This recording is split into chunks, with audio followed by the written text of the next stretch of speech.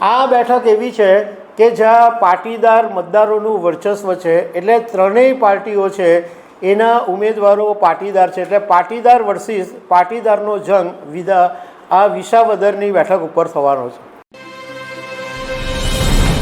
વિસાવદર વિધાનસભા પેટા ચૂંટણીની તારીખ જાહેર થઈ ગઈ અને હવે 3 ઉમેદવારોના નામ પણ જાહેર થઈ ગયા: ભાજપ, કોંગ્રેસ અને આમ આદમી પાર્ટી.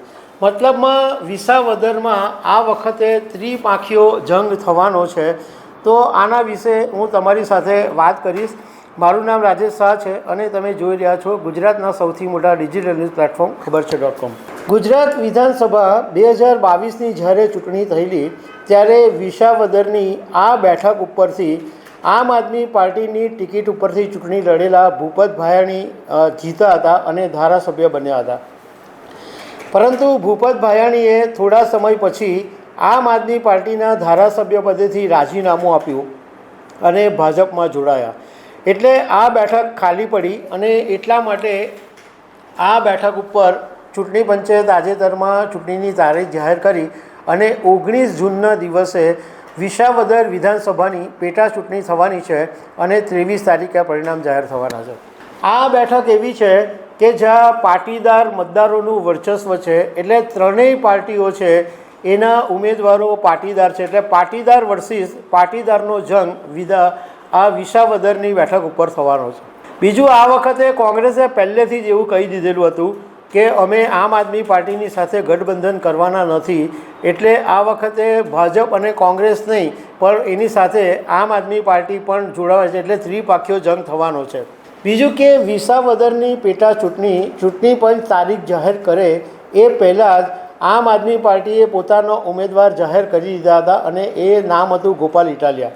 અને ગોપાલ ઇટાલિયાએ તો ચૂંટણીની તારીખ જાહેર થાય એ પહેલાંથી જ વિસાવદરની અંદર ખેડૂતોની સાથે મળીને એમના પ્રશ્નો જાણીને પોતાનો પ્રચાર પણ શરૂ કરી દીધેલો. 2 જૂને ફોર્મ ભરવાની છેલ્લી તારીખ હતી અને ભાજપ, કોંગ્રેસ અને આમ આદમી પાર્ટી ત્રણેયના ઉમેદવારોના ફોર્મ ભરાઈ ગયા છે. ભાજપે આ વખતે કિરીટ પટેલને ટિકિટ આપી છે.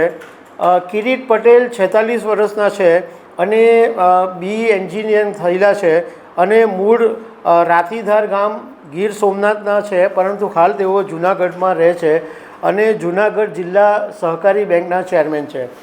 કિરીટ પટેલનું નામ અચાનક આવી ગયું છે કારણ કે બીજા બધા નામોની ચર્ચા ચાલતી હતી, પરંતુ કિરીટ પટેલ વર્ષોથી ભાજપની સાથે સંકળાયેલા છે, એટલે પાટીદાર બી છે, એટલે ભાજપે આ વખતે એમને ટિકિટ આપી છે.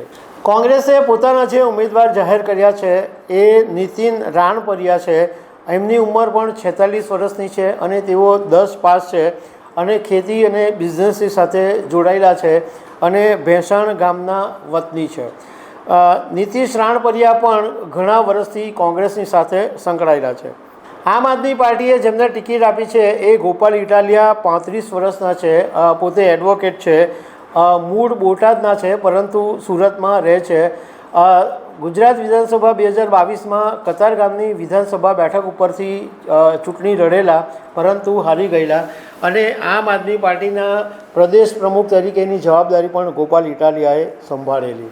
હવે વિસાવદરની જે બેઠક છે એ 1995થી માંડીને અત્યાર સુધીનો જો ઇતિહાસ જોઈએ ને તો ભાજપ પાસે 18 વર્ષથી વિસાવદરની સત્તા નથી, એટલે આ વખતે જો ભાજપ જીતે તો એમ કહેવાય કે 18 વર્ષ પછી ભાજપે ઇતિહાસ બદલ્યો છે.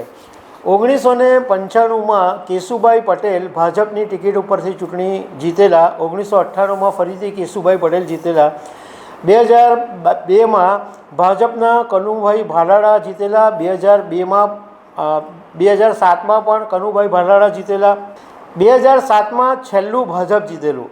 આ કનુભાઈ ભાલાળા જીત્યા એ પછી ભાજપ વિસાવદરમાં જીતી શક્યું નથી. 2012માં કેશુભાઈ પટેલ ફરીથી જીત્યા, પરંતુ એ વખતે એમની પાર્ટી હતી GPP.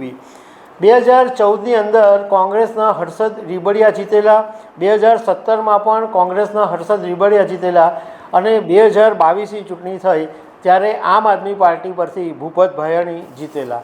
એટલે આ વખતે વિસાવદરની અંદર પાટીદાર વર્સિસ પાટીદારનો જંગ થવાનો છે. હવે કોનો હાથ ઉપર રહેશે એ 23મીએ જ્યારે મતપેટી ખુલશે ત્યારે ખબર પડશે. તો દર્શક મિત્રો, આવી અનેક વાતો સાથે અમે તમને મળતા રહીશું. Thank you very much.